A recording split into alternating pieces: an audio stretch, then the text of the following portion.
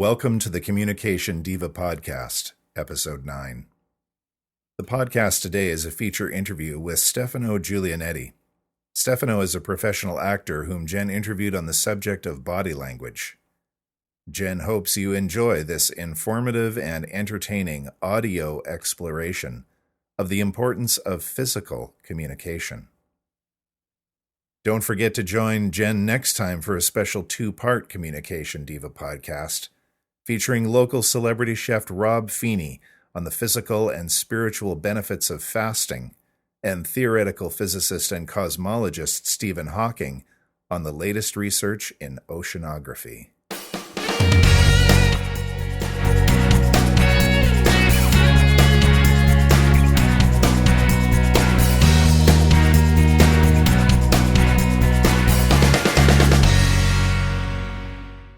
Hello, everybody, and welcome back to Communication Diva, the podcast that helps to improve communication skills in the hopes that doing so will improve your relationships. And I just wanted to say that if you listen to episode 8, you will know that I am in recovery mode right now from having some major surgery, and I'm feeling a little bit better, but I get really tired still. And so I'm finding that I'll be sitting at my computer doing all sorts of things with the website, you might have noticed, and checking my statistics and doing email, and then I get really tired and I have to go and lie down. So it's an up and down kind of process, but I'm coming along. So thank you for the well wishes and the prayers and the notes that I've been getting. I really appreciate that, and I hope to be out and about a little bit more this week and back at it. A couple things before we get to the interview today. I wanted to let you know that on the website at communicationdiva.com, we now have the button for the Stitcher Smart Radio app that you can download. And you can hear this podcast on the go with Stitcher Smart Radio. It's free, and it's a news and talk mobile app available for your smartphone or your iPod. So you can click on the button. It's a great big, very obvious button on the sidebar of the website. And if you do that, you can actually have a chance to win a $100 gift card. So you click on that, and it takes you to a page where there is a box that asks you to enter a promo code. And the promo code is my name. It's JENNSWANSON, Jenn Swanson. That's Jenn with 2 N's. And you enter that, and you automatically can win $100. And then the app will be on your device, and you can listen to this podcast and all sorts of other podcasts that are fantastic. I've been listening to a couple myself lately. So that's something that is new. And if you do that, if you do click on that and download the app, then I actually get $1 for every time somebody does that. And I would really appreciate that. So that's Stitcher Smart Radio, and I hope that you check that out.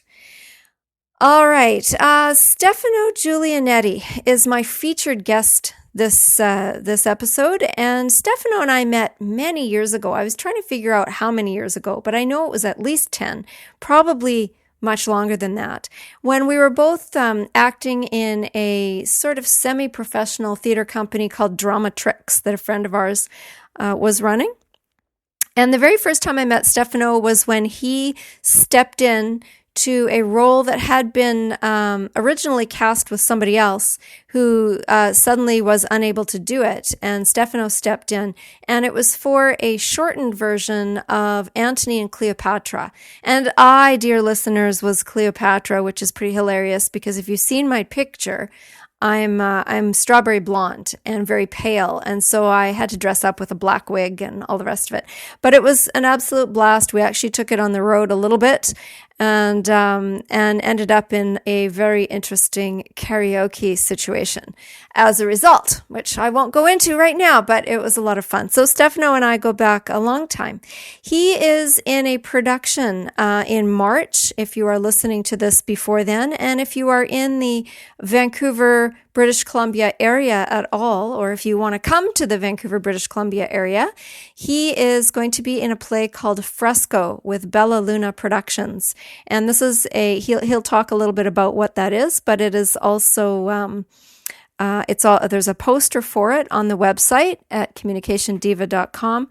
And it's about the internment, I believe, of Italians during the Second World War. And it looks really interesting. I'm hoping that I can get to one of the shows and see it. So check that out, and I will, again, put that in the show notes on the site. So without further ado, I'm going to turn us over to the interview that was recorded a few weeks back, and allow you to enjoy Stefano Giulianetti, I should know that name by now, and his wisdom on body language.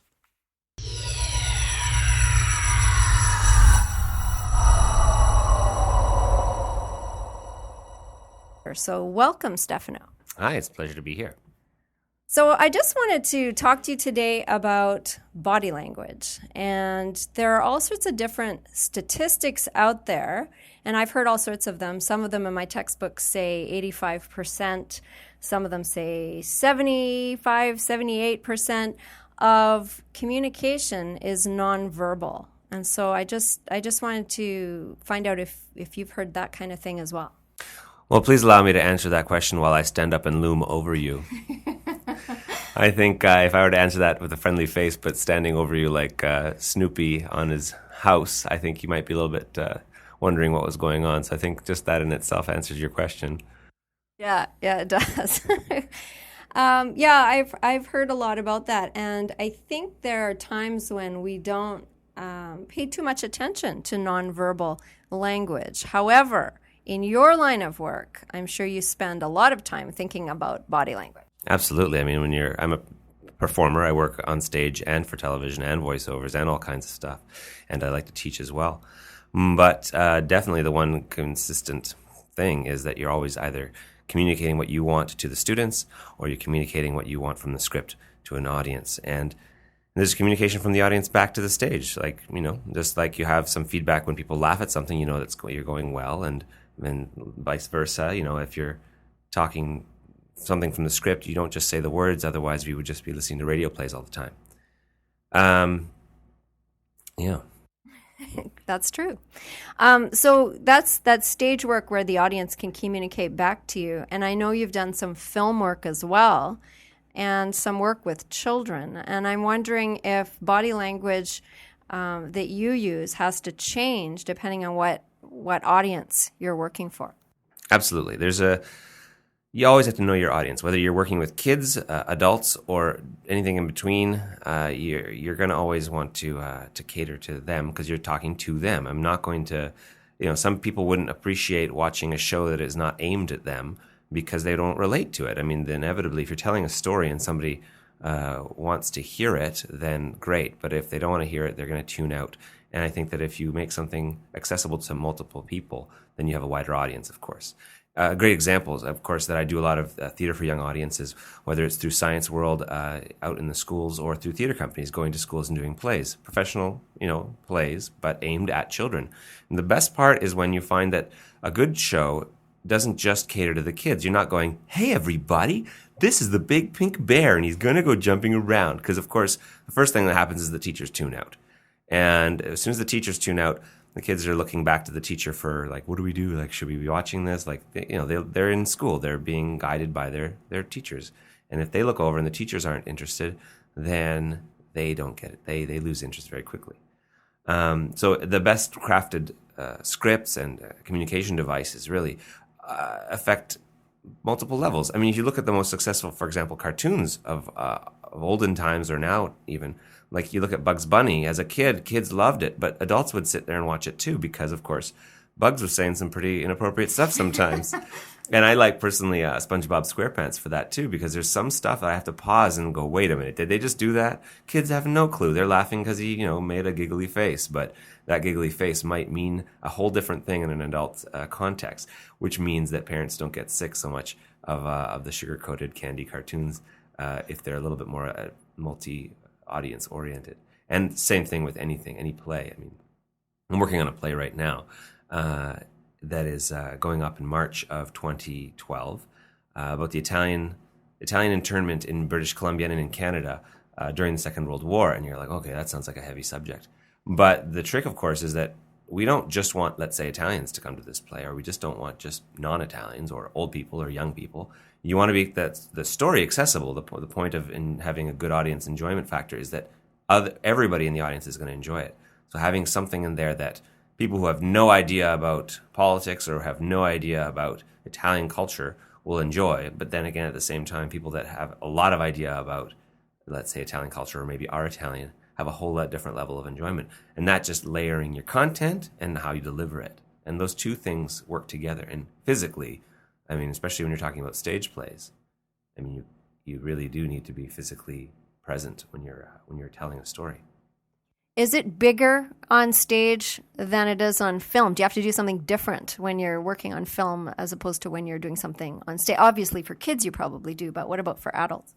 I think that the age appropriateness doesn't change the size of it, but definitely the medium will. I mean, for TV and film, you're working with a really your narrow box. Like you're looking at a real tight zoom in on something. So a slight twinkle of the eye means the world because you're zoomed in right to that point. Whereas if you're looking at a full stage, there's so much that your eye sees. If you just do a little twinkle of the eye, unless your focus is literally just on that spot, whether it's for lighting or whether it's because everybody looked over to you for that one take to the audience, those things still work. But there's so much more about where the focus is. So yes, smaller things tend to be for TV and bigger, broad gestures. But it's not so much the size of the gestures; it's their meaning. There's one of these improv books. I've done a lot of improv, and one of the improv books that I love to read. I just check back with it all the time because I'm always finding new gems, and it's called Impro by Keith Johnstone. He's the creator of Theater Sports. And he makes note of the fact that, if you held your head very still when you're speaking with somebody, you inevitably have high authority, high status. If you wiggle it around in your darty eyes and stuff, you lose status immediately. So if you're trying to control a conversation or be in control of a situation with, let's say, for example, if you're teaching kids and you're like scatterbrained, you're not going to get their attention. Whereas if you stand completely still, they go, oh, something's up. I mean, apparently, police officers are trained to keep their head very still to get that authoritative thing. And it's funny because you think, oh, it happens in day-to-day life, but it's, as theater, as a performer, as a creator in physical arts, you are really just mirroring society back to an audience. So you really kind of have to figure out what the world is doing, so that you can absorb it, copy it, and feed it back to people. So they go, oh, I relate with that. I get it.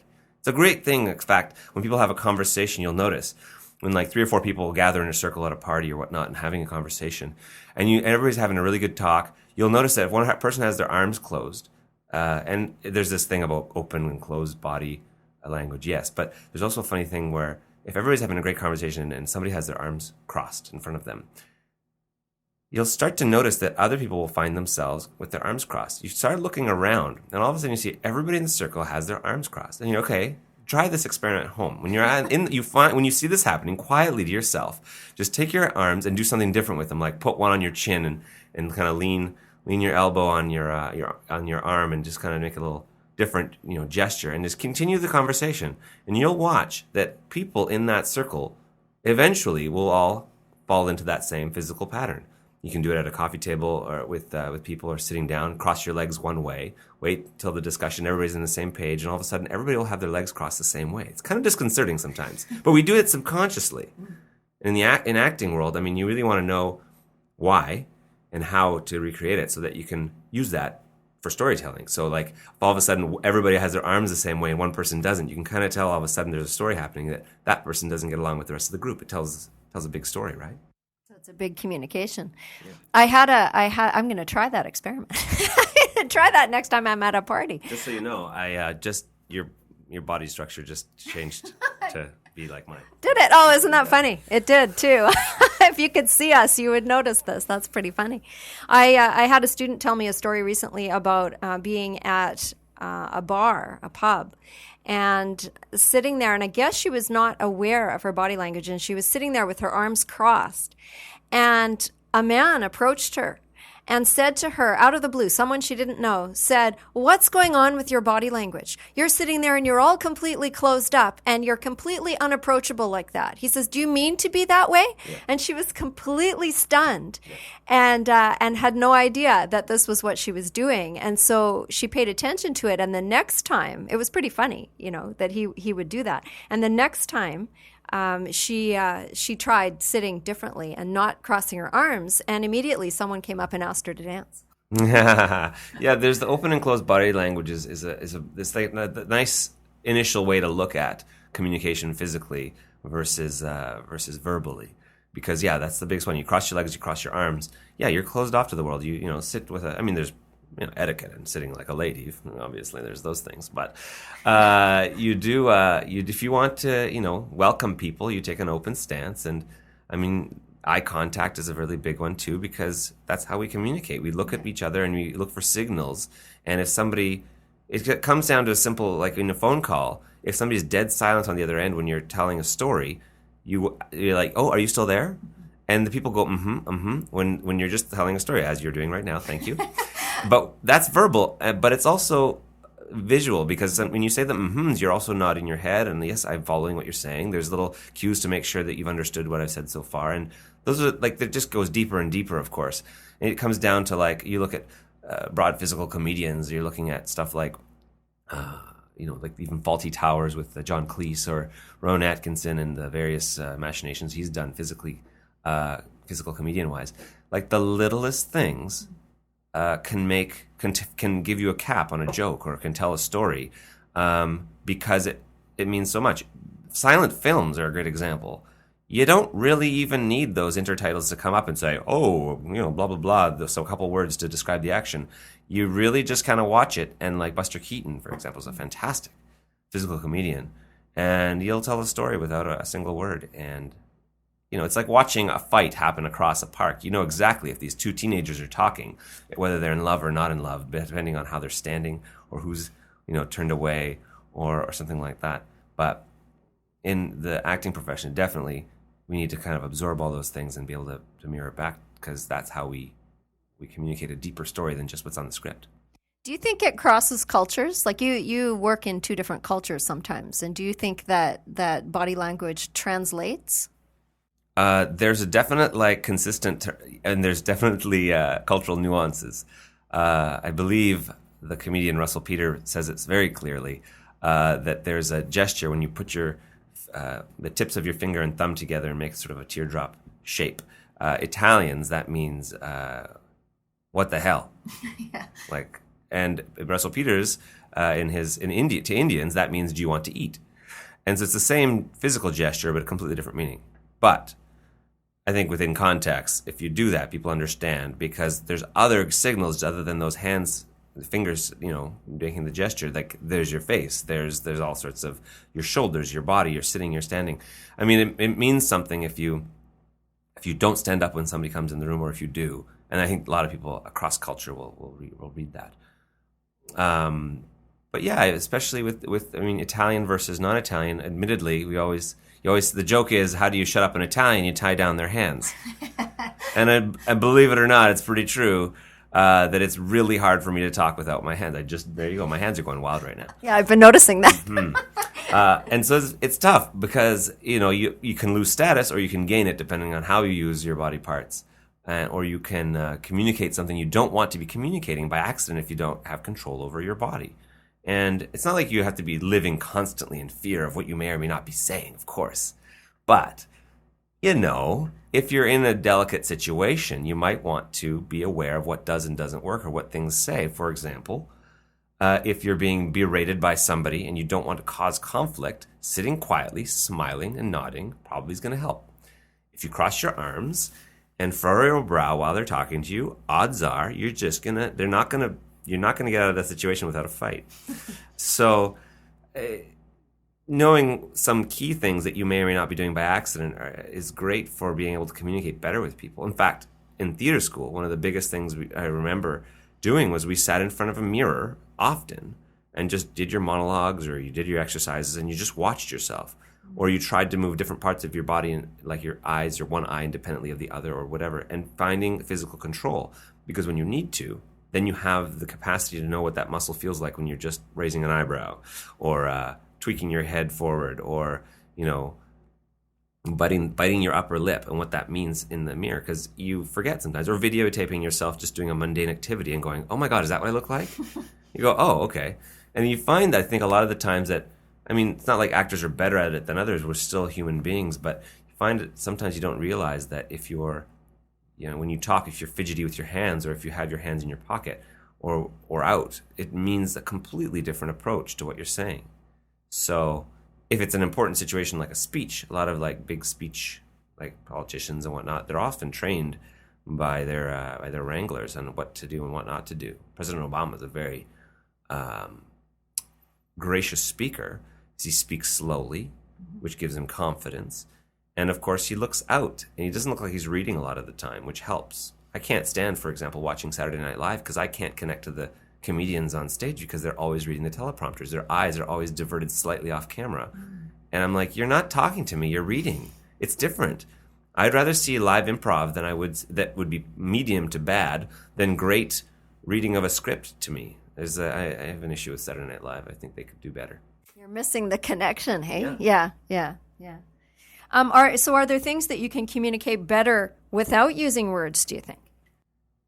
Yeah, sometimes it depends on your situation. Words can get you into a lot of trouble because the way you might perceive a statement or a word might not be the same way another person. And you can look at that as cross-cultural, but it really, or age. A great example I find is that when I communicate via text message or email with peers or friends that are younger than me, I sometimes get crossed wires. And that's literally using your words, whether it's spoken or if it's typed, it's using your words. And it's like, no, you didn't understand the subtlety of that word that I used because I didn't put the inflection or whatever. And there's ways to get around it using winky faces and italics and whatnot. But if you don't know, where you place a winky face in a text message changes everything. Trust me, I've gotten in trouble with girlfriends over that one. Or not putting the winky face in. But I meant it as a joke. No, you didn't put a winky face at the right spot. That's it. You're in trouble now. Whereas if, somebody's, say the exact same words, you can take a short phrase and say it a million different ways. Mm-hmm. And it will mean a million different things. But if you type it and say it in those words, it's up to the reader to decipher the tone. Exactly. I do an exercise with my students where I give them the sentence, I want to go home now. Yeah. And I give them about half a dozen, maybe even more, ways in which to say that and places in which to emphasize. And the meaning is completely different each time. And so they have to write down what that sentence means. It's the same exact phrase, but they have to say it over and over again in different ways and then explain the actual communication from that. And you're right, it can be totally different. You can imagine an actor's toil when he gets 75 pages of lines and they could be interpreted any different which way. If you say, for example, Christopher Walken, rumor has it, that he has punctuation removed from all of his scripts when he gets his scripts, which is why he sort of talks like that and he takes his pauses. That's the worst Christopher Walken I could ever do. Stick to acting and my own stuff. But he puts his punctuations in an odd spot, and he's so memorable because of it. But he chooses what his meanings comes across because he chooses to communicate it this way. But that's why we have directors in plays, because you could say a line a million different ways, but if it's not the right emphasis or if it's not as actors, you spend so much more time looking at what you're saying content-wise and how you're and physically how you're, the blocking of a show, where you're moving around on stage. The words are actually the last thing I memorize in a play. I go there and I try to figure out what this character is saying, what they want. How do I communicate that to the other actors or the characters and therefore to the audience? And then we use the words as the final icing to just clarify the last subtleties of it. And of course that's because the script is there. Which in fact, many times I find myself, if there's a really, really good script that I'm working on, the lines memorize themselves I don't even have to think about working them, because as long as I know what the character wants, those words will match in. Whereas if it's a bit of a, not as good a script, maybe not tried and true, never been produced before, first time out, you find that you're trying to force the right exact words and nuances and commas and oh well and yes and the little nuances we put in words, and they don't fit because they maybe were in the writer's mind as opposed, and that's how he speaks or she speaks versus how that character actually speaks, because it depends on how you perceive your character. So I always actually figure out what the play is about, what has to happen, and then it's also handy because if you forget your line, you just say what needs to be said as opposed to the words that exactly were in the script, which is a big savior if you ever blank, which does happen. And so getting your blocking and where your body is supposed to be or what it's supposed to be doing can help you. Oh, absolutely. It's unbelievable. I did a play for 10 months, The Emperor's New Threads. We toured it to schools. I think I'd done about 185 performances at that point. And we just took a 10-month hiatus. 10 months. And it's funny. If you ask me a line from that play, I couldn't remember right now. But if I took a physical stance in one of the physical tableaus or initial movements or did a physical gag from that show, the script would come popping out. And that was, we put it to the test. In fact, after 10 months, we were remounting the play. And the director had the same sixth sense of humor as I do, which is great. And he said, well, let's just see what we got. Let's just see what you remember. And let's just, before we do anything else, first day, first 5 minutes, put the set up and go. And we have 10 months. We haven't talked about it. We haven't looked at our scripts really, maybe glanced down. Started the show, and we got through the whole play, only had to call line twice. Wow. Because it's a very, very, very physical show. Like, it was a lot of changing costumes, a lot of masks. The words were secondary to the physical jokes and whatnot. And so as soon as I snapped into the old habit of body memory, physical memory of the lines just came out. And it was great. In fact, got through like 3 extra days of rehearsal just by doing it, as opposed to thinking about it. Doing is, as an actor, like where your physical... A lot of people will say, what's my motivation? Or where am I supposed to stand right now? I'm like, well, where you stand is very important, because if you're at the back of the stage or the front of the stage, it completely changes the physical dynamic of what you're seeing and what the audience is seeing and what you're feeling. If you start a line outside of the room coming in, or if you come in and then have a line to say, it changes. It's whether the idea was happening before you came in, or if the idea came to you to say those words when you were in. In fact, it really drove me nuts. I saw a play recently where there was one of those end of the sentence. Oh, and here we are to say this. And they came in, said the end of a sentence, and then said the next one. I'm like, no, that's wrong. That's terrible blocking. It took me right out of the play, because that idea was, for that actor, was off stage. It should have come on, and the second he entered and saw the other people is when the next idea would logically come in. So their physical space on the stage affected where the idea would hit, which therefore affected the story and so forth. So directors are very important because they help us sort of see that. They're the mirror, they're the video camera to us as in rehearsal, whether it's for TV, film, anything. So for people who aren't actors in regular life, paying attention to that could be similar, because how you say something isn't just the words.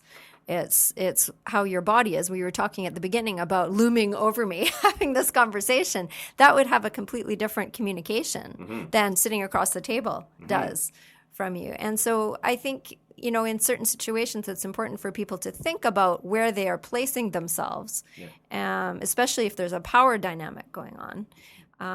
And also, in an interview situation, for example, how they're sitting might communicate something to the person that's interviewing them, as opposed to, just what they're saying. Yeah, it really, listening is half of communicating, of course. And we don't listen just with our ears. I mean, we observe. We have 5 senses. Everything, paints that picture of our world around us. And we do use a lot of those ones. And visually, of course, we're very visual people. If somebody wants to be, if you want to be accepted by others in a social setting, and you want to enter a conversation, if your intention is to not interrupt, you can come in meekly and enter the situation. But as soon as you're accepted, and they're like, oh no, you're not interrupting.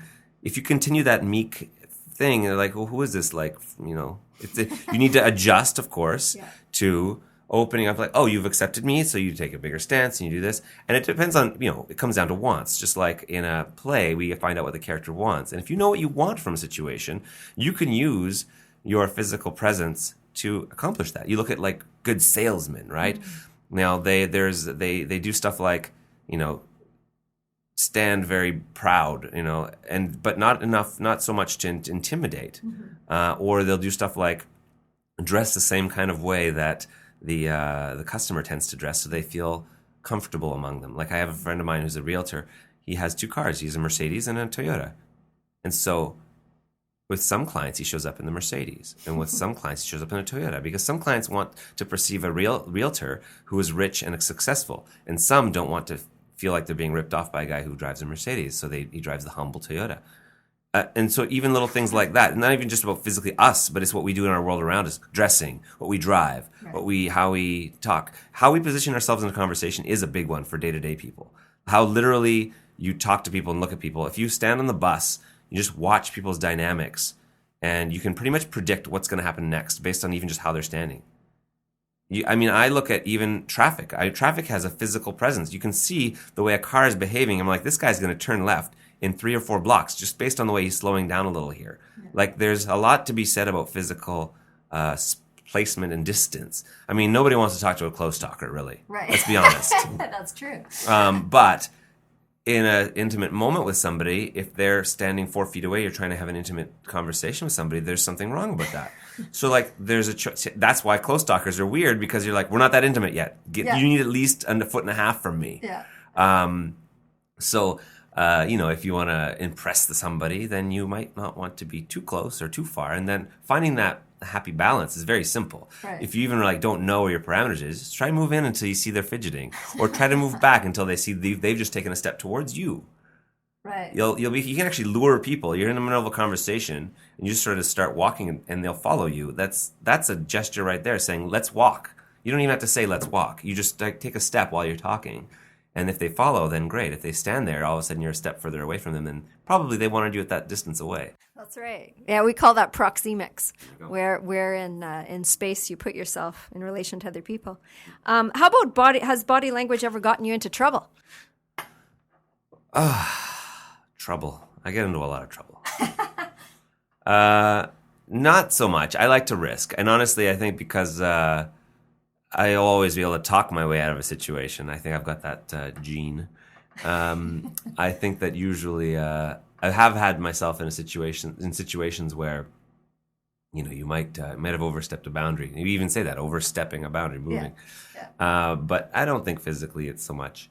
I guess when it comes down to relationships, sometimes if you move too quick, maybe that'll happen. But I'm a pretty excellent communicator, so. Which is why you're on this podcast. That's right. You're all very lucky to be listening and talking to me. All right. So do you have any expert advice then for the listeners? Well, I think my most expert advice would be to really observe the world around you. If you want to learn where you fit into things, you have to know where things sit. And as an actor, I feel like I'm always studying psychology and the physical dynamics of the world. And so, if that means, weirdly enough, like everybody says, oh, you have such a strong presence on stage. I'm like, well, if I'm placing myself in the right place, then the focus is in the right spot and I'm where I'm supposed to be. And therefore, I have a large presence on stage. Great. It's not because I'm 6 feet tall. It has nothing to do with it. But if you want to be a good communicator, listening is the first, for sure, key to being, because if you don't listen to what the other people are saying, how can you pretend to spar? Like if somebody passes you a tennis ball and you're not seeing where it goes, how can you return the pass? But definitely like looking around and saying, oh, I see that this happens when these people do that. And then applying that to yourself, saying what you do that sends off signals that you didn't realize. And it means sometimes as simple as knowing that you look up or blink a lot, or play with your hair is a big one. People do that a lot. And that can be seen as a gesture, for example, of wanting to get, comfort. Like I'm lowering my status because I want you to be comfortable with me, or I'm flirting with me. There's a lot of sorts of physical and sexual or advances people can do with touching different body parts. But, if you touch your face a lot when you're talking, you lose status right away. And if you want to be taken seriously, don't touch your face a lot. That's good to know. You mentioned a book earlier. I see you've got a copy of it here, Improvisation and the Theater. And who's it by? Keith Johnson. Johnstone. Sorry, I'm going to put the link to that on the show notes, and it is something you say you refer to a lot. Is there anything more you want to say about that, or? Yeah, I think that's a great book because it seems like it's a book about improvisation and the theater because that's what it says under the title. But it's funny, Keith, I've taken workshops with him. He's the creator of Theater Sports, as I mentioned, and he's really more of like a sociological guru than he is an improv person. I mean, improv just means being real, and making up life on the stage for people in improvisation. But he understands so much more about people when you listen to him talk. He's a bit of a kook, but I love him for it.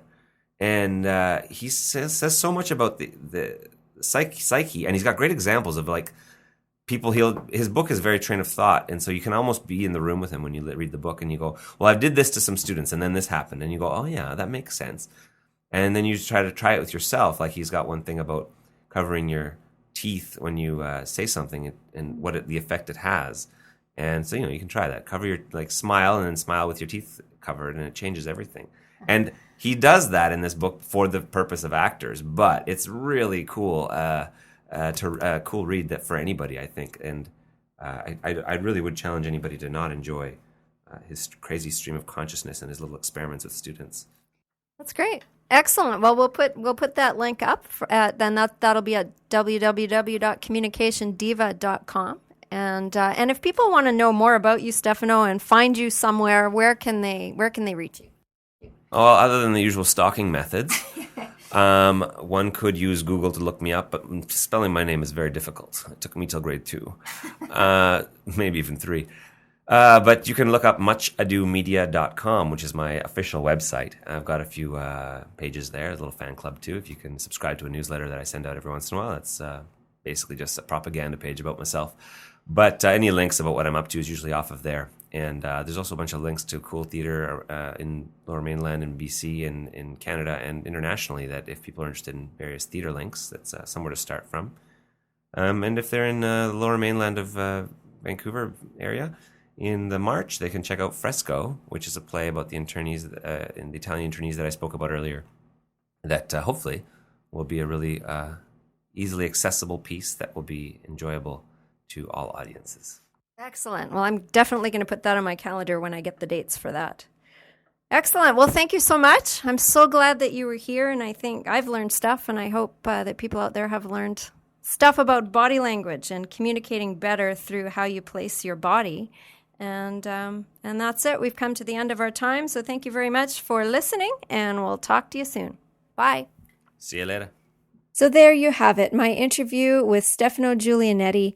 And I really hope that you got something valuable out of that. I know that I did. I know that I learned some things about body language that I didn't know before. And I really had a good time doing that interview. So thank you for listening. I really appreciate it. I hope that you feel free to comment or that you come and say hi on Facebook or Twitter and pop over to www.communicationdiva.com and poke around a little bit and see if you haven't yet. I know there are a lot of people listening from all around the world, and I'm not sure that all of you have taken the time to check out the website. There's pictures there, and there are pictures of all of the people that I've interviewed. I've gone back and put some new pictures in because I wasn't doing that before, but now I'm doing that. So take a look at that. I really hope to say hi to you sometime. So until next time, I'm Jenn Swanson, and I just want to say happy communicating.